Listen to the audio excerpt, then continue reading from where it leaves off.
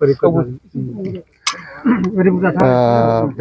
गौरां पार्कआव पिकनिक जानायनि उद्देश्यआनो जाहैबाय भाई जों 9 नं बनरगाव समस्थिनि लाइमोनफोरखौ लानानै माखासे सम ज' जालायलायनाय गेप जालायलायदों।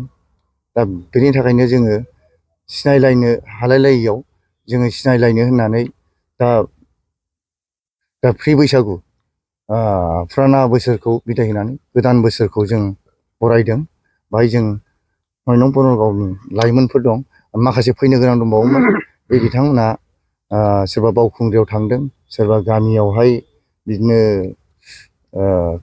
रायजोआव खामानि थामान जानायलाय बिथांमोना नुजाफैनो हायासै।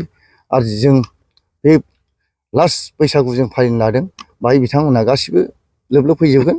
जों ज' माने बे जेथुनाखि बनरगावनि लाइमोन सेंग्राफोर जों ज' खालामनानै उननि बेलायाव जों मोनसे थांखि लादों। जोङो मोनसे NGO खुलिनो नागिरदों। बे NGOनि नामखौ जों दोननाय जायाखै, जों सावरायदों दिनैजाय।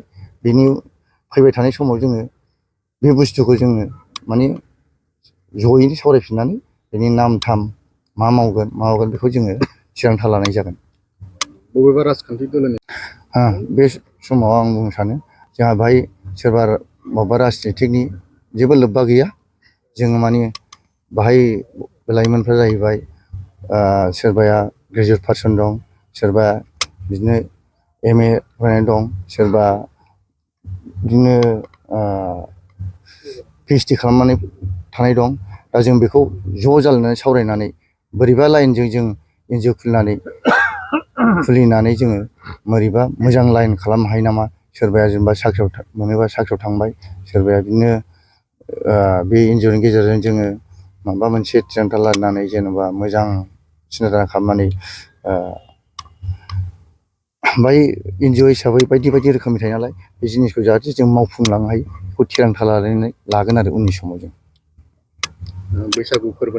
दा जों आं बेखौनो फोरमायनो सानोदि जों बे दहायबो होनदों आं फुराना बोसोरखौ बिदाय होनानै दा गोदान बोसोरखौ जों बरायनायजों लोगोसे लाइमोनफ्रा जोंनि बर' समाज हिसाबै जों गोदोनिफ्रायनो आबै आबौनि परम्परायाव जों बैसागुखौ मानिबाय। बे हिसाबै जों दा बाहाय ज' जालायनानै बे बैसागु फोरबोखौ फालिनाय जागोन। गिबियावनो आं नोंथांमोननि हटेलनि गेजेराव साबायखर जासिग्रोबाय। जाहाथे आं बेखौनो बुङो आरोखि, मा होनो, जोंहा दा बोसोर गोदान फैबाय। बोसोर गोजामा मोजाङै थांथों आरो बोसोर गोदानाव जाहाथे जोङो दावराव दावसि जायालासिनो, रावबो हिंसा हिंसि गैयालासिनो मोजाङै जों बरायनानै जाहाथे मोजाङै हगार हरनो हायो जों बे बोसोर गोदानखौ। आं बेखौनो बुङो आरोखि। लाइमोनफोरनि सायाव आं बेखौनो रिकुवेस्ट खालायो। दिनैनि बे थुबुर जानायनि सोमोन्दै थुबुर जानायनि उद्देশ্যआथ' जों जेबो गैया। दा जोङो एसे बनरगाव, गासिबो बनरगावनिनो, जोङो 9 नं बनरगावनि आन्दारनि गासिबो मानसि गोजा। जों जाहाथे बेखौ लाइमोनफ्रा जों इयुनाव मा खालायनो हायो, जों बेखौ कमिउनिकेसन बुहुद गोबाव गेप्स जादोंमोन आवगायनिफ्राय। दा बेखौनो जोङो जाहाथे उनाव माबाफोर खालायनो हायो नामा बेखौ जों डिसकासन गेट टुगेदार प्रग्राम लानाय जादों आरो।